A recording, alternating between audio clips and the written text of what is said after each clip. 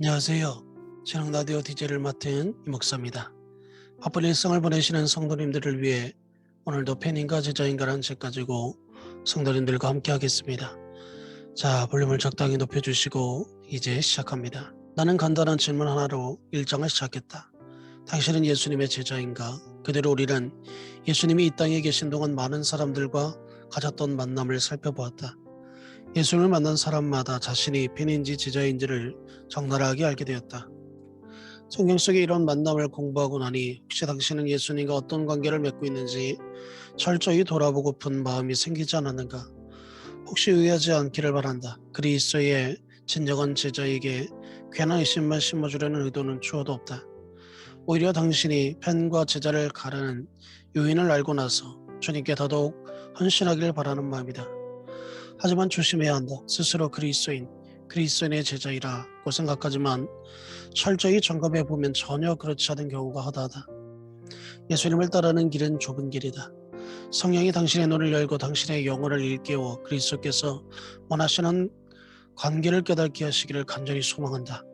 혹시라도 예수님과 잘못된 관계를 맺고 있다면 하루라도 빨리 깨닫고 묽은 형태의 기독교에서 벗어나야 한다. 그래야만 이 땅에서 하나님이 원하시는 풍성한 삶을 누릴 수 있다. 하지만 더 중요한 사실은 이 관계에 우리의 영혼이 달려있다는 것이다. 언젠가 우리 모두가 하나님 앞에 서는 날이 올 것이다. 그때 스스로 제자라고 생각했다가 팬에 불과하다는 판정을 받고 땅을 치며 후회할 사람이 수두룩할 것이다.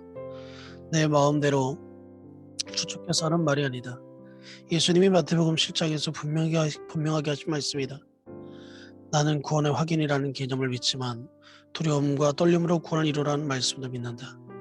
영혼을 어디서 보낼지가 달려있으니 자신을 철저하게 돌아봐야 한다.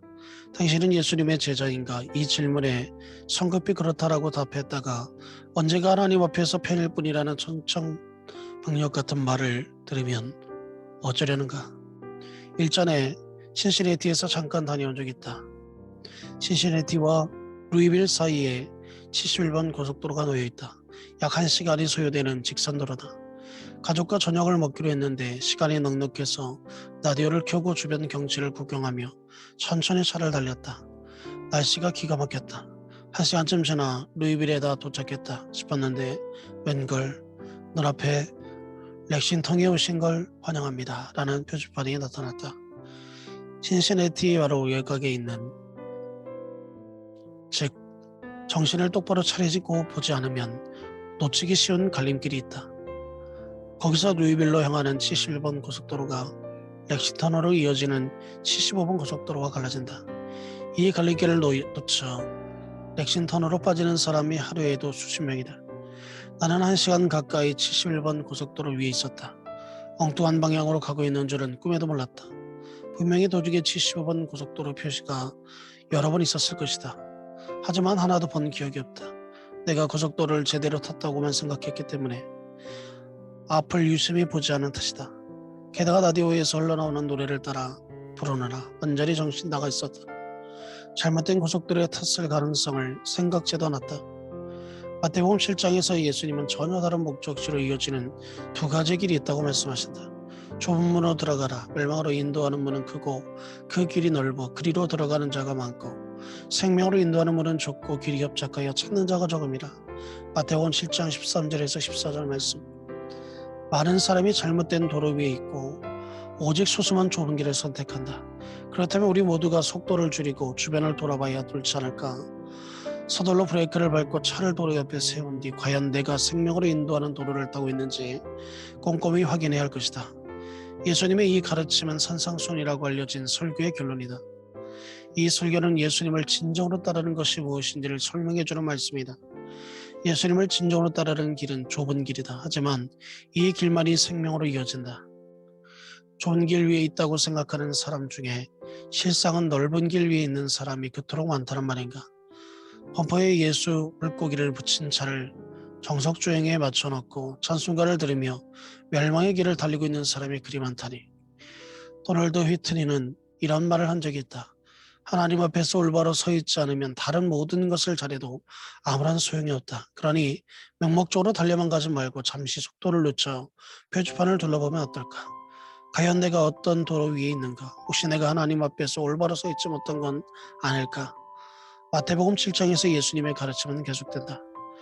나더러 주여 주여 하는 자마다 다 천국에 들어갈 것이 아니오 다만 하늘에 계신 내 아버지의 뜻대로 행하는 자라야 들어가리라. 그날에 많은 사람이 나더러 이르되 주여 주여 우리가 주의 이름으로 선지자 노릇하며 주의 이름으로 귀신을 쫓아내며 주의 이름으로 많은 권능을 행하지 아니하였나이까 하리니 그때 내가 그들에게 밝히 말하되 내가 너희를 도무지 알지 못하니 불법을 행하는 자들아 내게서 떠나가라 하니라. 마태복음 7장 21절에서 23절 말씀. 예수님의 심판의 날 자신 있게 하나님 앞에 섰다가 호통을 듣고 쫓겨날 사람이 더러 있을 것이라고 말씀하신다. 또한 이것에 대해 별로 놀란 일이 아니다. 하지만 예수님 몇몇 사람이라고 말씀하지 않았다. 그분은 많은 사람이라고 말씀하셨다. 지옥행 급행열차를 타놓고서 천국행 비행기를 타고 있는 줄로 착각하는 사람들이 많다. 이제 차를 도로가에 세웠는가? 그렇다면 마태복음 7장에서 뽑아낸 중요한 질문 몇 가지를 자신 있게 던져보길 바란다. 먼저 하나님의 뜻대로 행하고 있는가? 21절에 이렇게 기록되어 있다. 나더러 주여 주지 않는 자마다 다 천국에 들어갈 것이 아니오 다만 하늘에 계신 내 아버지의 뜻대로 행하는 자라야 들어가리라. 예수님은 말과 행동을 팬과 제자의 차이로 제시하고 계신다. 요즘 사람들은 말과 삶을 아무렇지도 않게 구분하여 살아간다. 예전과 똑같이 살면서 자신의 믿음이 진짜라고들 말한다. 몇 가지 예를 들어보자. 올바른 식습관과 운동이 중요하다고 생각하십니까? 그렇게 물으면 19은 물론입니다 라고 대답할 것이다. 다들 건강이 최고라고 말한다. 하지만 말만 그럴 뿐 사람들이 먹는 음식을 보면 베이컨 치즈버거에 설탕 덩어리 도넛이다. 심지어 돈을 더 내면서 베이컨 위에 초콜릿을 뿌려달라고 하기도 한다. 또 다른 예를 들어보자. 가족이 최고야. 내가 가족보다 중요한 건 없어.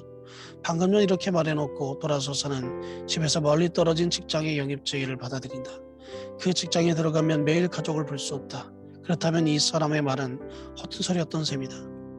팬들은 주여 주여 하고 말로만 외칠 뿐 그 말에 어울리는 삶을 살지 않는다. 나는 제자다. 그런가? 그렇다면 최근에 굶주린 사람에게 식사를 대접했는가? 헐벗은 사람에게 옷을 벗어 주었는가? 교도소를 찾아가 수감자들을 안고 위로해 주었는가? 나는 제자다. 그렇다면 좋은 일이다. 하지만 혹시 배우자와 다툴 때 어떤 모습을 보이는가? 집안 살림을 마구 집어 던지는가? 아니면 배우자 등을 부드럽게 토닥이며 미안하다고 말할 줄 아는가? 이웃이 친구의 헌담을 하면 어떻게 하는가? 영화를 보는데 자꾸만 하나님의 이름이 망령되이 일컫는 대사가 나올 때 어떻게 하는가? 믿음은 단순한 말 이상이다. 우리 가족 모두가 한 달간 선교여행을 떠나면서 한 신혼부부에게 집을 맡겼다 해보자. 우리가 떠나기 전에 집과 애완동물을 돌보기 위한 지시사항 10에서 12페이지를 분량의 노트에 상세히 적어 이 부부에게 건넨다. 화초에 언제 물을 주고 고양이에 언제 사료를 얼마나 줄지 자세히 기록한다. 우편물을 받아두라는 부탁도 잊지 않는다. 쓰레기는 화요일 이른 아침에 버려야 한다. 1층 화장실 변기는 자주 넘치기 때문에 혹시 몰라 차단 밸브의 위치도 알려준다. 노트를 건네자 부부는 지시대로 따르겠다고 몇 번이고 다짐한다. 그런데 우리가 선교여행을 갔다가 돌아와 보니 화초가 다 말라 비틀어져 있다. 차고는 쓰레기의 천지다. 화장실 변기에 물은 며칠이나 넘쳤는지 지하실이 한강이다. 문득 이상한 기분이 들어 뒷마당을 달려가 보니 본 적 없는 작은 무덤이 쏟아있다. 고양이 무덤이다. 그때 집을 지켰던 부부가 다가와 노트를 아주 쓸모가 있었습니다 라고 말한다. 부부는 노트를 달달 외우고 있었다. 군데군데 줄을 치는 적도 보인다. 부부는 밤마다 잠자리에 들기 전에 노트를 공부했다고 말한다. 내가 이 부부에게 뭐라고 말할 것 같은가?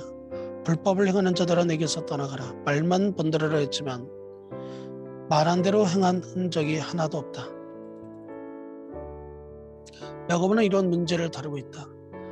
야고보는 독자들이 성경적 믿음을 알고 실천하기를 원하고 있다.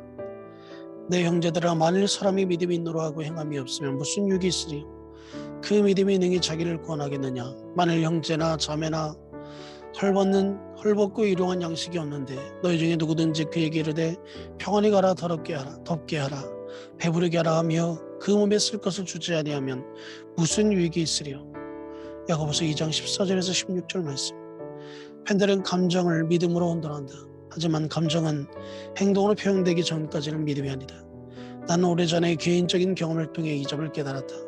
한밤중에 채널을 이리저리 돌리다 한 프로그램에서 굶기를 밥 먹듯하며 배가 볼록 나온 아이를 봤다. 소파에 편히 누워 아이들의 커다란 눈방울이 내 가슴을 찢었다. 몇 분 뒤 나는 뿌듯한 심정으로 소파에서 일어났다. 이름도 모르는 아이들의 고난에 모두가 이토록 마음 아파하는 건 아니니까 나의 마음은 뿌듯했다. 하지만 나는 아무런 행동도 하지 않았다. 이것은 성경적인 믿음이 아니다. 믿음은 단순한 감정의 이상이다. 히브리서 11장에 보면 행동이 따라야 진짜 믿음이다. 예수님을 향해 애틋한 감정을 느낀다고 해서 제자가 아니다. 단순한 감정을 넘어 행동하는 사람이 진짜 제자다. 야고보는 17절에서 이렇게 결론을 내린다. 이와 같이 행함이 없는 믿음은 그 자체가 죽은 것이라. 믿음이라는 단어를 공부하다가 어느 정신과제가 쓴 글을 접한 적이 있다. 이것은 환자들의 현실성 없는 믿음을 다룬 글이었다. 자신이 하늘을 날 수 있다고 진심으로 믿는 환자, 가정폭력이 나쁘다고 진심으로 믿는 폭군 남편, 이런 믿음은 행동이 뒷받침되지 않으니 아무런 의미가 없다. 이 정신과 의사는 이런 믿음을 믿음이라고 부르지 않았다.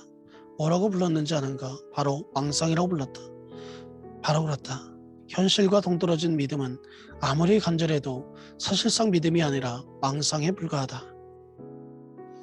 이것으로 이 목사가 추천하고 대신 읽어주는 진흥라디오 13번째 시간을 마치겠습니다. 다음 시간까지 건강하시고 하나님의 은혜와 축복이 임하시기를 축복합니다. 감사합니다.